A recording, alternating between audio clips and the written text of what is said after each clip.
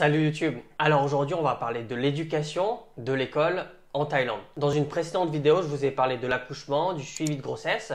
Et bien là on va parler de la suite, donc de l'éducation. Alors on va commencer par les différences dans le circuit général entre l'école française et l'école thaïlandaise. Déjà les classes. Donc en France on a la maternelle, la primaire du CP au CM2, le collège du 6e à la 3e et le lycée de la seconde au terminal. Et puis bien sûr après l'université. Donc en Thaïlande, on a à peu près le même circuit, sauf que ça sera des noms et des chiffres différents. Donc en équivalent, je vous mets la photo d'ailleurs, on a la maternelle qui s'appellera Anuban Nung Tung Sam de 1 à 3. La primaire qui sera l'équivalent de Pathom de 1 à 6. Le collège équivalent à Mathayom de 1 à 3. Et le lycée équivalent à Mathayom aussi, par contre de 4 à 6. Et l'université, ça sera Mahalai. Donc en France, on a l'école publique qui est totalement gratuite.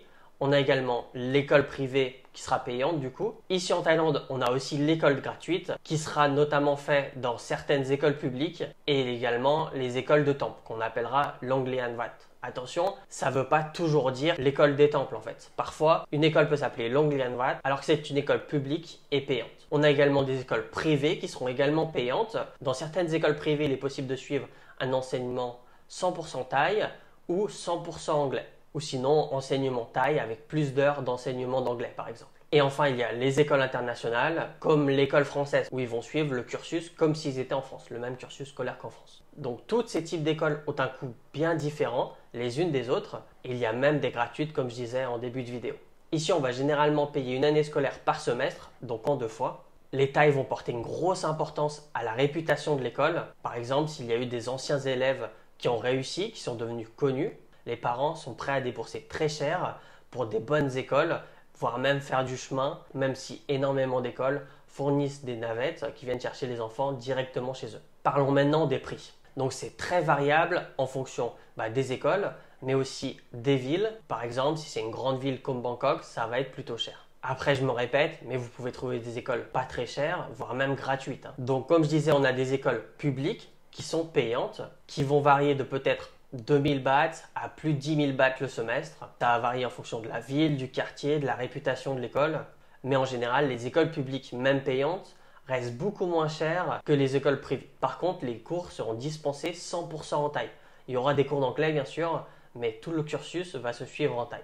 On a les écoles privées qui peuvent suivre un programme 100% thaï ou 100% anglais. Alors à titre indicatif, je vous montre des exemples de prix des écoles qui se trouvent vers chez moi sur un post Pantip. Si vous ne connaissez pas Pantip, c'est un forum thaïlandais où tout le monde pose des questions de tout et n'importe quoi. C'est le forum référence en Thaïlande. Donc la publication date de 2013. Les prix ont sûrement énormément augmenté depuis la publication. Mais bon, je vous mets ça à titre indicatif. Donc pour la première école, on a l'école maternelle pour 9 957 bahts par semestre. L'EPI qui va correspondre à English Program pour 16 000 bahts par semestre et Inter pour International pour 80 000 bahts par semestre. Mais pour Pathom, donc collège-lycée, c'est 11 202 bahts par semestre pour le normal, le Thaï donc. L'English Program, c'est pour 34 000 bahts et l'Inter, 80 000 encore. Pour la seconde école, tous les prix restent les mêmes, c'est 50 000 bahts par semestre. Par contre, pour la maternelle, c'est 15 000 en plus. Et pour la troisième école, on va d'ailleurs s'arrêter là, ça sert à rien de tous les faire, c'est juste pour vous donner une idée. Maternelle, donc normal en Thaï, ça sera 13 000 bahts par semestre avec cours d'anglais 2 fois par semaine. IEP, qui signifie avoir un cours d'anglais tous les jours, 16 912 bahts par semestre. Et Pathom, donc collège et lycée, en normal pour 14 002 bahts par semestre. Et IEP pour 17 502 bahts par semestre. Donc rassurez-vous, il existe quand même des écoles privées bien moins chères. On va passer maintenant aux écoles internationales, qui vont suivre un cursus propre à leur pays. Donc moi, je vais prendre pour exemple l'école française. Alors déjà, en tant que Français, sachez que vous avez potentiellement droit à une bourse scolaire. Ça va jouer en fonction du revenu du couple et ça peut prendre en charge jusqu'à 100% de l'éducation. Il y a un calcul plutôt long à faire, mais ça vous permet de savoir si vous êtes pris en charge à 100%. Par contre, si vous êtes pris en charge mais pas 100%, vous ne pourrez pas savoir à quelle hauteur vous serez pris en charge. C'est un peu le défaut de tout ça. Il va falloir faire la demande au préalable. Et pour faire la demande, il faut tout payer en avance. En fait, quand vous voulez faire une demande de bourse, vous devez vous inscrire à l'école, donc payer tous les frais. Après ça, aller à l'ambassade avec tous les documents de bourse pour faire la demande. Et si vous êtes boursier, en fin d'année, vous allez vous faire rembourser. Donc attention aussi, les frais augmentent fortement d'année en année. Donc comme vous pouvez le voir, vous avez les prix directement par classe.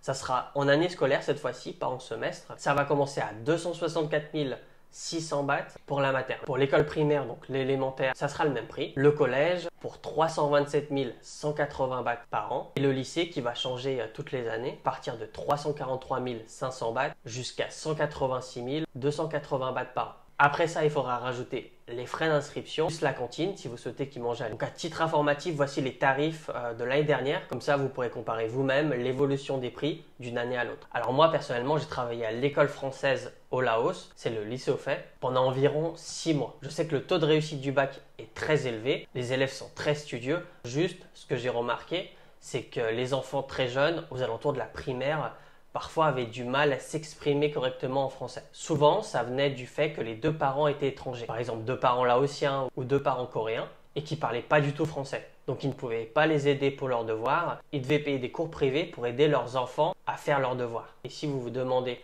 s'ils ne parlent pas français, pourquoi ils les mettent à l'école française, c'est tout simplement qu'au Laos, et je crois que c'est un peu pareil en Thaïlande, l'école française est l'école internationale la moins chère. En tout cas, c'est le meilleur qualité-prix entre enseignement et prix pour une école internationale. Et il y a également des possibilités de bourse pour l'université si ce sont des élèves très bons. D'ailleurs, en Thaïlande aussi, on a des bourses pour les universités. Donc ça va être pareil si les élèves sont très bons ou des sportifs de haut niveau.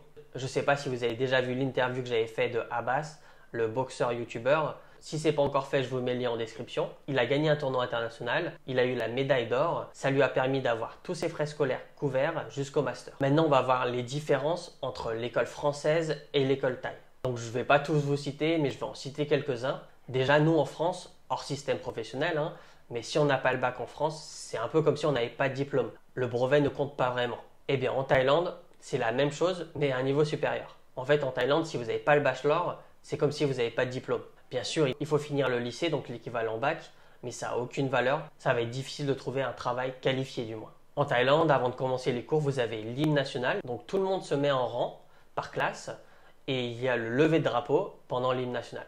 Les Thaïlandais portent l'uniforme pendant toute leur scolarité. C'est au master seulement où il y a possibilité de s'habiller comme on le souhaite. Dans les écoles, en Thaïlande, il y a des petits restaurants, donc il est possible d'acheter à manger, à boire, des gâteaux. Ça fait que tous les jours, les parents donnent un peu d'argent pour que l'enfant puisse se nourrir. Là où en France, soit les gens vont manger à la cantine, ça sera déjà payé en avance, ou alors ils vont rentrer chez eux manger. Il n'y aura pas d'argent donné journalier. Par contre, parfois, chez certaines familles, il y a un petit argent de poche mensuel.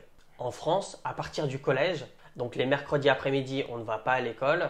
Parfois, on finit à 4 heures, parfois 3 heures. Ça va dépendre des emplois du temps, ça va changer. Là où en Thaïlande, c'est toujours pareil. Ça va être 8h30, 16h. Et ça, même le mercredi. La Thaïlande aussi vont classer leurs élèves par classe, du premier au dernier, ce qu'on ne va pas faire en France. Et sinon, ceux qui ont arrêté l'école avant le lycée ont la possibilité de reprendre leurs études dans un système secondaire afin d'avoir un diplôme niveau bac. Ça s'appelle le Koh Sonor. Donc ça, c'est valable vraiment pour tout le monde. Même nous, en tant qu'étrangers, si on a la carte d'identité Thaï rose et le Tabien Ban jaune, on peut s'inscrire dans l'école pour joindre les cours et passer le diplôme.